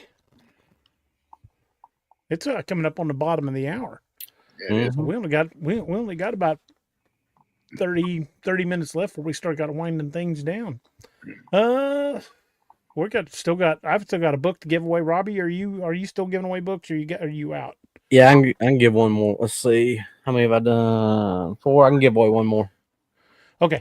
And Doc's Robbie's going to give away one more. I'm going to give away one more, and Doc's got another med kit. Yep. So who wants to go next? I'll go next. Okay. Let me come up with a good juicy trivia question. Really make them strain their brains for Okay.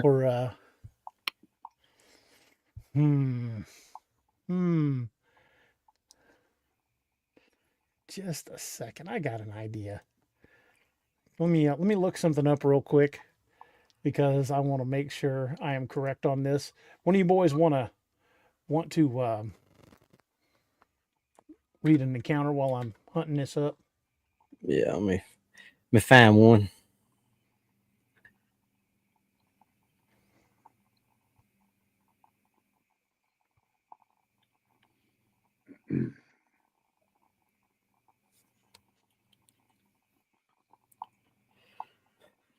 Oh. All right, y'all ready?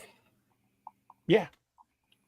All right, this is from Douglas County, Missouri, in August of '86. Incidentally, Douglas County is known as Booger County.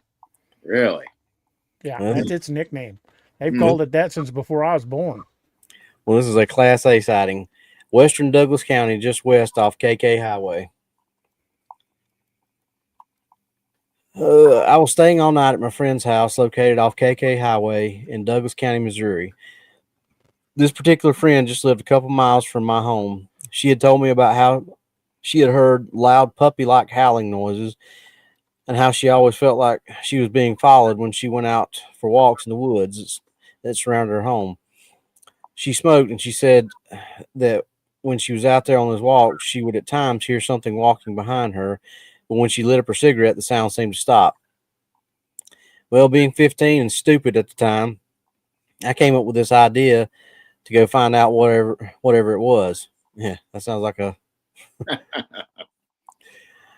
I thought that whatever it was had to be scared of fire due to her whole cigarette analysis. So we took some hay from the barn and put it in paper bags. What is this? This is starting out good.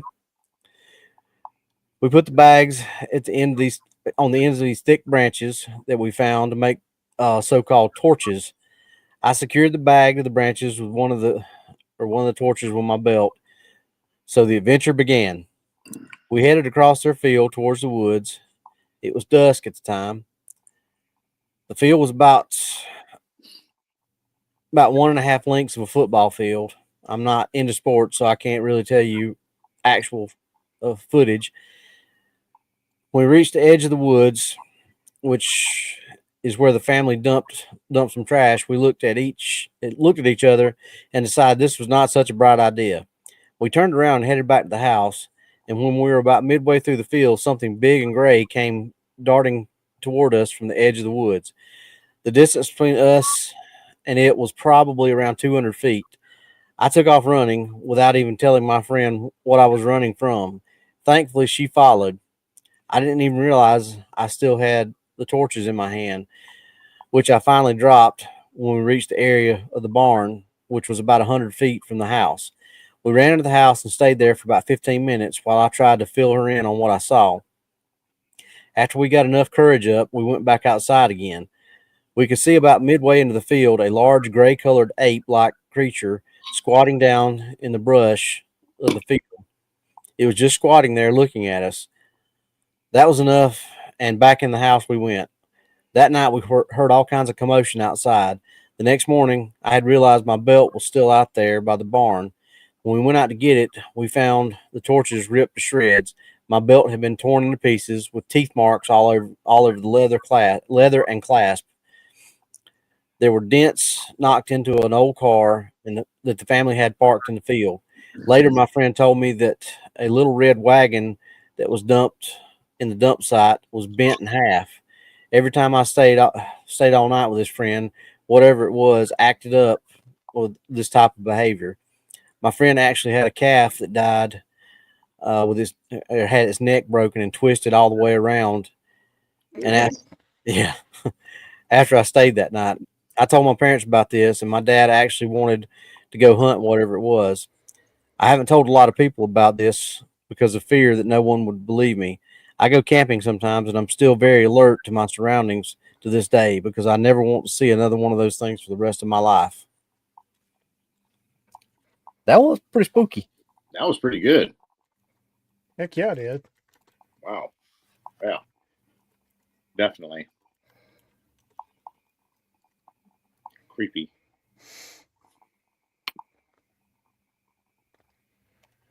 Well, I've got another trivia question locked and loaded. And Doc, since you're going to go next, I'll let you read this one. There you go, sir. All right.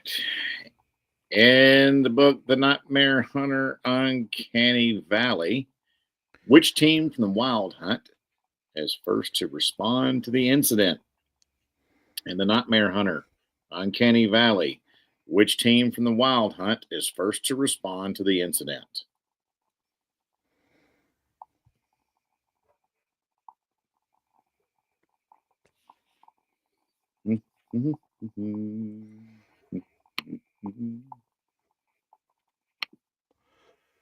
Paul Webb, you're close. Tammy, no, it wasn't Team Odin. Don Donaldson's not Team Odin. The first team there.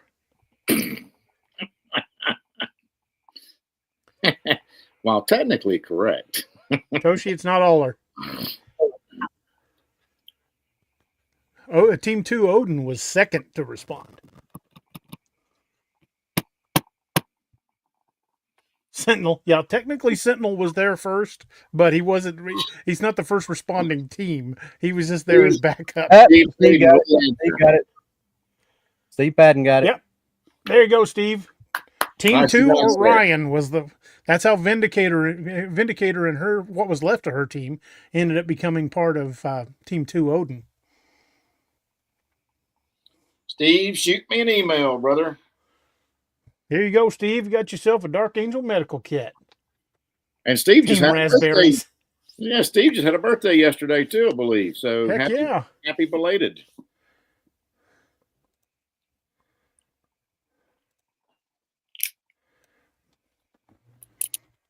Robbie, you have a question for your next book? Because I'm trying to think of one for mine. Okay, let me send it to you right quick. All right, then. I'll get it typed in.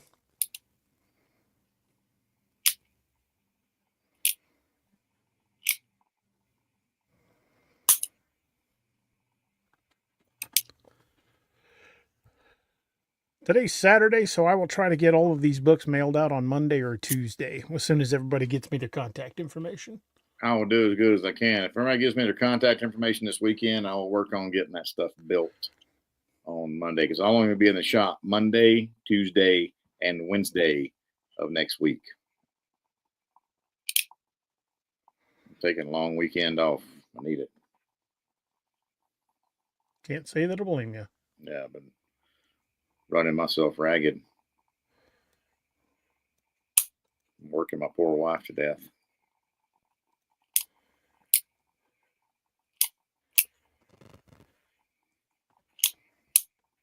Yeah, we got Turkey Day coming up this week. That's correct. I'm smoking. I'm going to be making a big old Cajun turkey. I'm smoking a couple of birds on my smoker. I get Tony Sacherace make these injectables for turkeys. Oh my dude. Yeah. I've been told by the family I could never make a turkey again without Tony Sacherace because they love it. Yeah, my wife and I do that, and she makes up this injector with butter and Tony Sacherace, but I also got some Best Stop and Karchner seasoning from down there in Lafayette, Louisiana. So I asked my boys, I'm like, you guys got any special requests of anything you want for Thanksgiving? And I'm thinking, maybe they might want a pie or something like that. My oldest like, Dad, can you make a big old thing of tater tot casserole? That's like hillbilly shepherd's pie. It really is. Dude, that stuff is fantastic. I love tater tot casserole. I'm gonna make a big ass Dutch oven full of tater tot casserole. That's fine, dude. That's good eating right there. It is. All right, Steve, I got you, brother. Did you get my question, DA? I wasn't looking at my phone. Okay.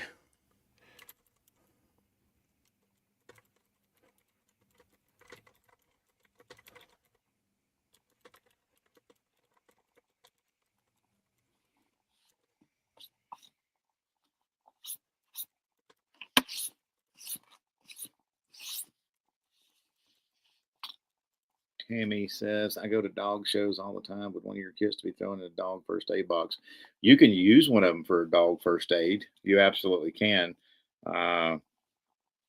Or something else I would recommend is if you order some pressure bandages from me, you could order some hemostatic pressure bandages, stuff like that. Go to like a vet place, Big R Tractor Supply's got vet supplies, and get some vet wrap too. Those are also good. So yeah, something like one of my kits and the EDC kit and some vet wrap would be a good little dog kit. Sorry, guys. No worries. Robbie, you ready? Yep. All right. Here comes Robbie's next question for another copy of Robbie's book. From Terror of the Wampus Cat, what was the scientist's name who was in charge of the creatures? He was a smarmy, slimy little. Yeah. I kept waiting for him to die, and he didn't. You know who I pictured him as? That dude that was the little reporter in Die Hard. He's just got such a punch. You know who I pictured? The guy from Jurassic Park. Didn't say the magic word. Yeah. That's actually the when I saw him that was that Dennis Nedry character. Yeah. That was exactly as soon as I read him, I'm like, I bet he looks like that's Nedry. A better one. Yeah, that's a better description of him, DA. Yeah, for sure. Like, I already don't like this guy. Yeah. You just imagine him having a very punchable face. I don't know. Mm-hmm. What is it the Germans call it? Orfigengesicht? A face that just needs punched. Leave it to the Germans to have a word for that. Of course they do. Anybody calls a butterfly Schmetterling. Or an ambulance Krankenwagen. We got Dotson here. Dotson. See, nobody cares. Nice hat. I look like a secret agent. No, ain't nobody got you. Come on, y'all. Come on. You got it.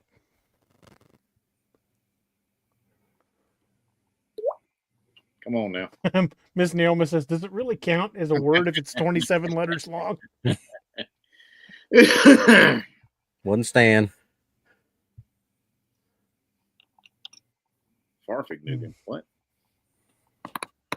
Mondoc says he's got to remember that. Yeah, it's Orfigengesicht.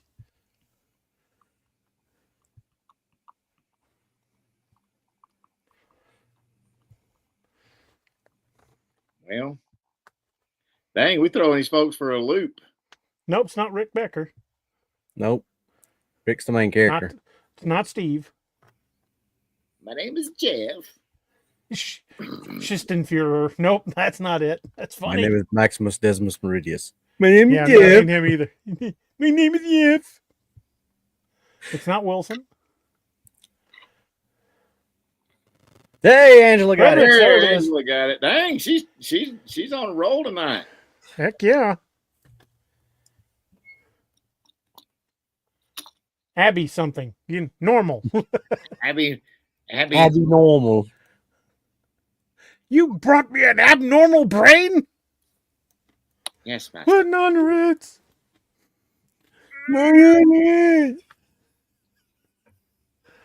I love that movie. It's such a great movie. What knockers? Well, thank you, doctor. Hump? What hump? Wouldn't it be Froderick? Froderick Frankenstein. It's Frankenstein. Oh my God. Great, great movie. Put the candle back.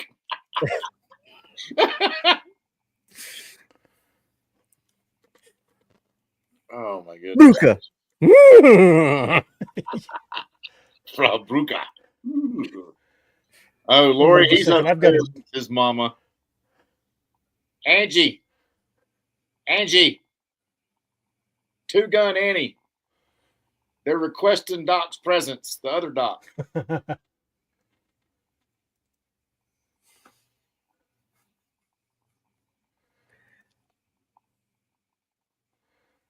You know, for a long time, I didn't realize that was Gene Hackman that played the old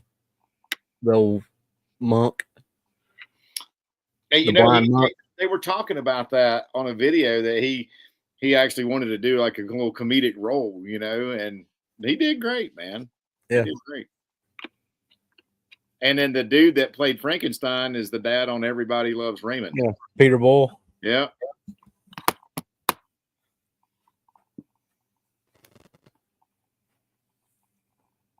Hold on. I've got a. I Doc can't seem to find what I'm looking for. He is a badger hound. Of course, I don't think he'd be hunting badgers. He'd write a strongly worded letter to it or something. I don't think he'd hunt it. 20 till. Don Donaldson is the timekeeper. Actually, it's almost 18. Yeah. We got to start wrapping things up here for too long. All right. Okay. Angela Hold on. Angela just got your email. So thank you very much. All right, I will flag that. And I've got Steve's message on Facebook. So thank y'all for getting that to me. I appreciate it very mucho. Lori, I'm trying to get him down here. He's upstairs with his mama.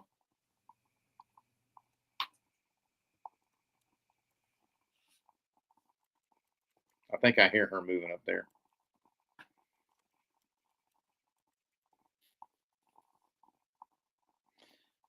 Naoma says, here's a trivia question. Has nothing to do with the books. Does anyone know who Schicklgruber was? I do not. That's a certain mustachioed paper hanging. That's his real last name. It wasn't Hitler. Schicklgruber. Huh. Interesting.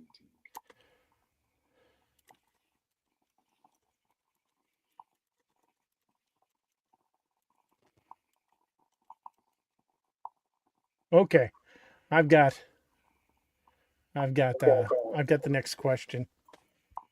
And if I miss my guess, this is the last one we've got anyway. So we're coming up on top of the hour. Okay, well, this will be for the last book I'm giving away, and then we'll probably going to start winding things down. All right, here's another one of the books that I was proud of, but didn't seem to sell as well. So many of you may not have read it. I really enjoyed writing this book. Okay, in Man's Marauders, the tank crew, everybody in the crew does it. What is the phrase they used instead of curse word?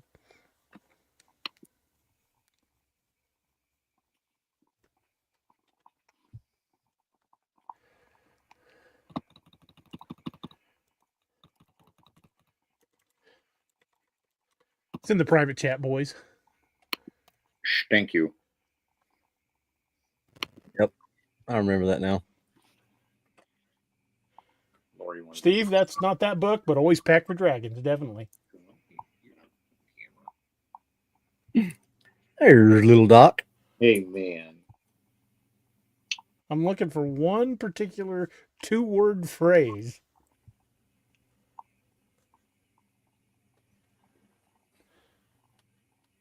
Mwah.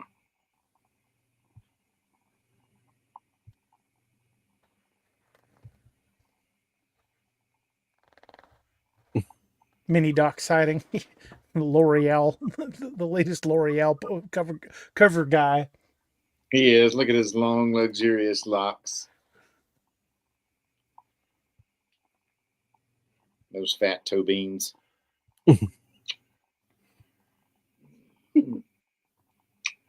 Thanks, Stray Wolf. That was a great book. It was. I really enjoyed writing that. I've got to do a sequel, but I've just got to get worked into the rotation. Okay, everyone. He's going away. Bye, little Doc. Oh, there goes Mama. Where's Mama? He's locked on her like a freaking Sidewinder missile. Tammy, that's not it, though. Doc, you need a dog named Huckleberry. We're talking about getting another one. He needs him a girlfriend. We're going to name her Kate or Bet. Oh, no, we're not. Betty White. Lori, no, that's not it. Not Holy Moly. Not Holy Moly.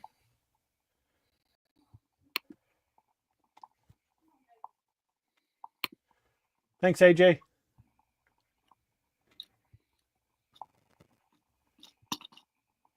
Steve says, don't. Doc got a little Doc. I got a house hippo. Yeah, he got a Mastiff. Holy smokes. Beautiful dog, too. Oh, yeah. Mamma Mia. Nope, that wasn't it. And you can ask my wife, I actually got in the habit of saying that, so I still say it from time to time. It's funny what you say. Angie says a variation of that.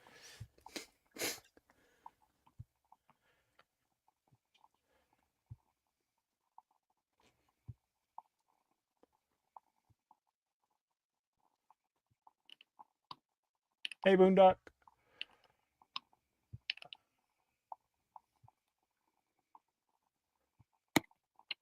Nope, not dead gum.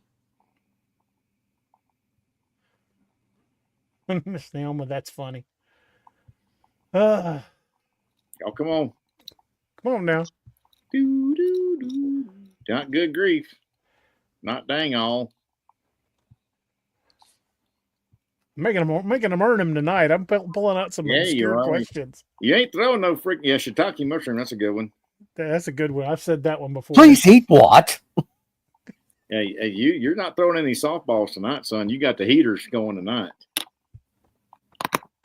I wondered, for 10,000 giveaway, we got to bring the heat. Right? Exactly. Yep. Exactly.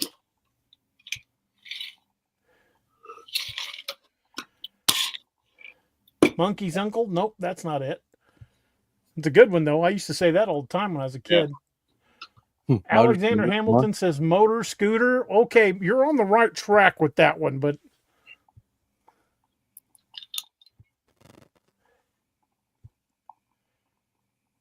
Dag Nabbit? Nope, not Dag Nabbit. That's a good one though. My dad used to say that. That's a lot of postage. Yeah. We'll be throwing out some postage this week. Funky Monkey? Nope, not Funky Monkey.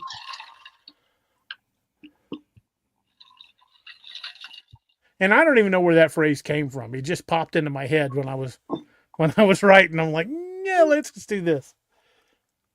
Hornswoggled. That ain't it. Snowmobile. Oh, that's a good one. Dune buggy. That ain't it. Not Mother Trucker. That's a good one. Harley Davidson. That ain't it. Dag nabbit, dag blang it. Freaking No, Francis. ding dang it. I said the sheriff. Ding. Motor Monkey. Again, close. Roxanne on the right track. Boy, you're right there. You're close. You're hot there, Roxanne. You're missed it by this much.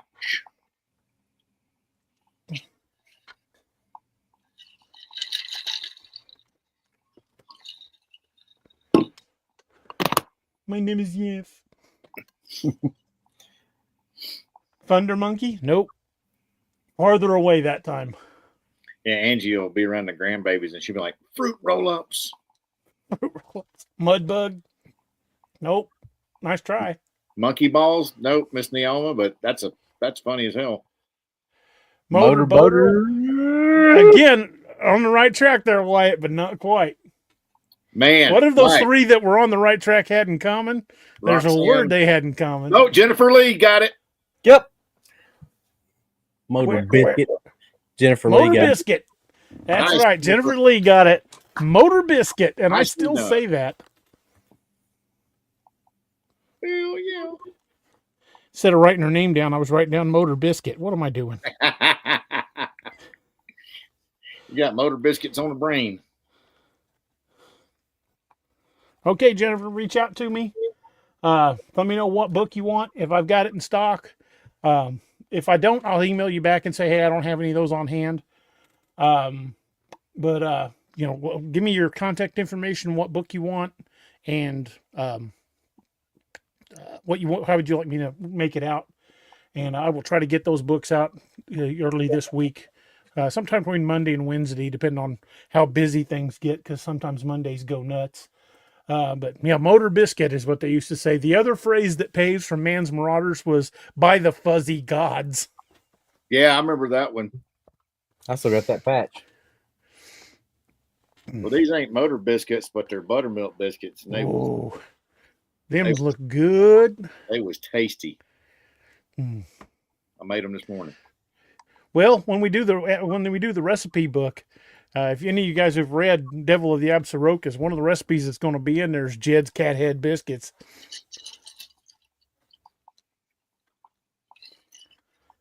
And maybe Doc's cowboy beans. And I can throw some cornbread in there too. Which make a good pair. Right. Yeah, and, biscuits and beans go well together. Yeah, and so do beans and cornbread. Woo, y'all, we've given away some stuff tonight. Yep. Again, I want to thank all y'all for making it possible for us to hit the 10,000, which just means when we hit 20,000, we're gonna have to do something. Should we do 20 or 25,000? 25,000 is kind of the next milestone, I would think. Yeah. So let's say 25,000. We go bigger. We'll do something even bigger. So, we got a goal. Let's hit that 25K. When we hit 100,000, man, we're going to have to do something spectacular for 100,000. But that's a little ways down the road. But I think we can do it. I think we can do it together. 10,000 of y'all nightmare hunters out there are taking this journey with us. Let's see how many more want to come along for the ride, because we're going to be into a lot of great stuff coming up. We're going to be filming out in the woods. We're going to be putting out new books. There's new series yet to be revealed. There's the big finale that's going to basically bring all these storylines to a focus. There's books in print now that y'all can read. There's books coming. We've got a lot of stuff for the next 15,000 subscribers. But come along, folks. Let everybody know that enjoys this kind of content. Let them know to sign up and join us on this crazy journey. Because these stories, whether they're the stories that Robbie and I have written, and Doc's actually been doing a little writing, with the stories that we share from Bigfoot encounters, stories are stories, folks, and stories are journeys that we take together. And I'm so thrilled and proud that you guys chose to take this journey with us. It's been an interesting road, not only for my writing career, but for Robbie's and for Dark Angel Medical. I mean, if you'd looked back 10 years ago and said, this is where you're going to be today, I wouldn't have believed you. Yeah. I just never would have thought it'd come this far. I mean, like to paraphrase Doc, I'm just a farm kid from Route 3, Lebanon, Missouri. I did not expect this journey to take me as far as it has. Yeah. And I look forward to seeing where it continues to take us. Good Lord's willing, and the creeks don't rise, as the old phrase goes. But we're gonna start winding things down. We are coming up to the end of the hour. Thank you guys so much for hanging out with us, making this possible. And the algorithm is still showing that about 40% of the people that watch these videos are not subscribed to the channel. So y'all, please take a minute, hit that subscribe button. Doesn't cost you a cent. But if you want to support the channel, there's memberships in the channel where you can swing by the Robbie or my Patreon, and make sure you go over and check out the good folks over at Dark Angel Medical, best med kits in the business. I carried one on my duty belt as a cop, and I wouldn't trust my life to any other kit, because when it comes down to saving your life, you want the best. You don't want something you got out of the bargain bin at Walmart. You want absolutely the best kit you can get to keep you alive and keep you safe. That's why I always carry the Dark Angel kit. Don't forget to use discount Cryptid20 for 20% off your order, and they are HSA and FSA certified. Doc, how many saves are you up to now? 210 birthdays, sir. Heck yeah. That is what we like to hear. Because of this man right here, 210 people are alive today who wouldn't be if it weren't for those kids. Pretty cool. That's just awesome. That is absolutely amazing. Yeah. And he's not only is he packing birthdays in boxes, he's saving lives and making a difference in the world. And how many of us can truly say that? So show some love and show some support for the good folks over at Dark Angel Medical. And for those of you guys who won the kits tonight, trust me, you are going to like them. Those are damn good kits. I have one of those kits that I keep in my day pack that goes everywhere with me. Check out the good folks over at Scallywag Tactical. Awesome people, purveyors of fine blades and field equipment as well as some awesome merchandise. Let them know we sent you. Use discount code DA Roberts 10 for 10% off your order. And our most recent most recent affiliate is the good folks over at sigwoarms.com. That's SIGWO arms.com. They're a firearms manufacturer here in Springfield, Missouri. They also manufacture their own pew-pews, as well as whisper pickles and even freedom seeds. And you can get some really good deals on ammo there, as well as Cerakoting or just about anything else you want done. And they carry a full line of whisper pickles, suppressors, if you will. So check them out and use discount code Bigfoot5 for 5% off your order. Or if you're a veteran or a member of law enforcement, you can get 10% off. Just let them know we sent you. We are damn proud to support our veteran and first responder owned companies. And there's another one I want to mention that I'm dropping the name of in this newest book. They're not a sponsor, they're not an affiliate, but there's somebody I'm pretty proud of. The company is right here in Springfield, and they are called Got Your Six Coffee. It's a group of veterans who just make a damn fine product, and they have everything from light roasts all the way up to dark roasts. Check them out. Just Google Got Your Six Coffee. Another veteran-owned company, and I'm proud to support them. They make a hell of a good cup. I like a good dark roast, and they've got one that's called Cup of Joe that's pretty amazing. But all of their dark roasts are good. But check those guys out as well. And again, they're not an affiliate. I'm just giving them a shout out.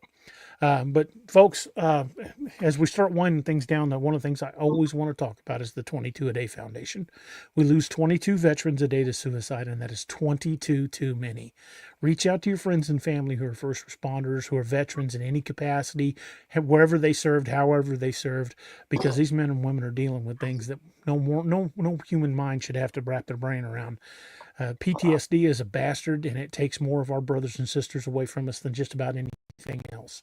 I think we have more self-inflicted losses than we had in combat. And that's a horrible thing to remember. PTSD is a bastard, and let's kick its ass together. Folks, don't face those demons alone. You wouldn't go into combat alone. Why face these demons alone? So reach out and reach out to somebody. Don't feel ashamed, because I've had to do it. Doc's had to do it. Robbie's had to do it. Reach out if you need somebody to talk to, because we'd rather hear your story than read your obituary. And at the end of the show tonight, you will see the veterans contact line. Definitely, if you are a veteran and you need help, use that. There's a text number, there's a phone number, and you can go to mission22.org. Or let me bring those up. Let me change that. We're over. You can go to. We're over? That's okay. Yes. There's no other show after us tonight. Mission22.org, or you can go to odmp.com, which is Officer Down Memorial page. Both of those support veterans and first responders, and they're fantastic charities if you want to truly make a difference for veterans and first responders. I will try to wind this down now, even though we are a minute or two over, but it's perfectly all right since we don't have a show waiting to start right behind us on Saturday nights. But we're going to wind her out with a toast. And I don't care what you're drinking, grab something. I have a little hip flask of something, a little bit of Irish in it.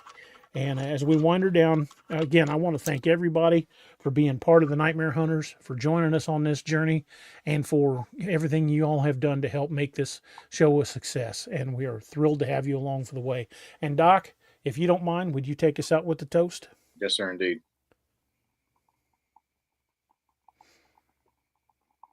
I don't see it popped up. I don't have that on this show. I've got it on our other studio. Oh, let me hold on 1 second, man. I'm sorry about that. If I'd have known, I don't have it memorized like you do.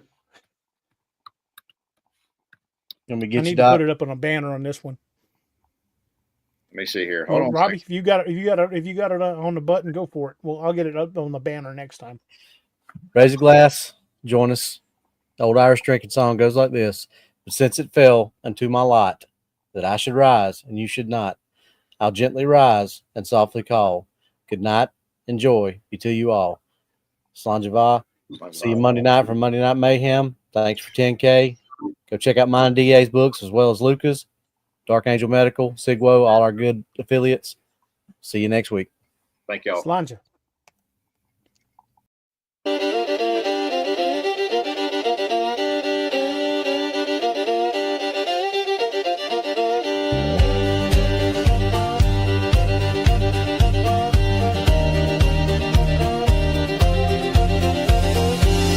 Plains, the winds are howling, saloon doors swinging, shadows growling. Three lawmen stand tough as rawhide. Yeah, Doc and DA, nothing can abide.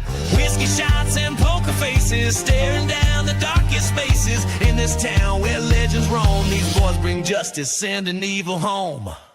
Cryptid lawmen, wild and free, hunting monsters for all to see.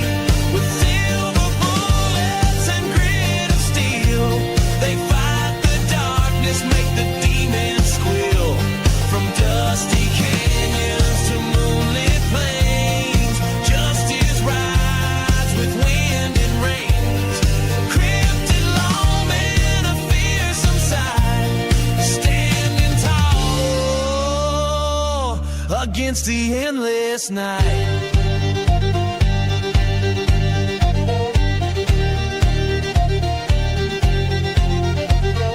Jed's a howler, claws of steel. Doc's a biter, makes the devil real. But DA's a shifty one, a shape-shifting soul. Can turn to anything, takes any form, takes control. Tonight the chupacabras come to town, sucking the life from all around. But these lawmen, they ain't afraid. They'll face the darkness unafraid. Cryptid lawmen, wild and free, hunting monsters for all to see.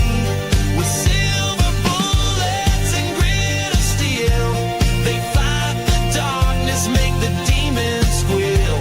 From dusty canyons to moonlit plains, justice rides with wind and rains. Cryptid lawmen, a fearsome sight, standing tall against the endless night.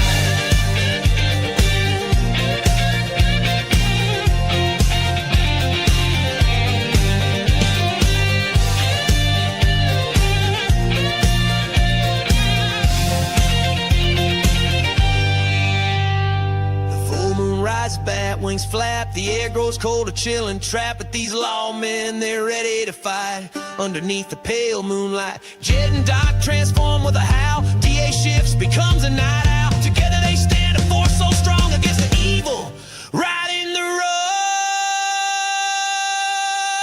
Cryptid lawmen, wild and free, hunting monsters for all to see.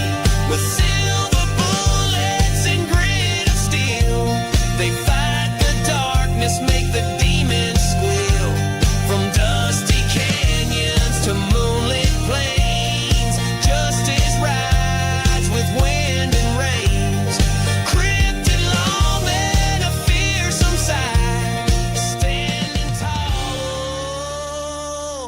against the endless night.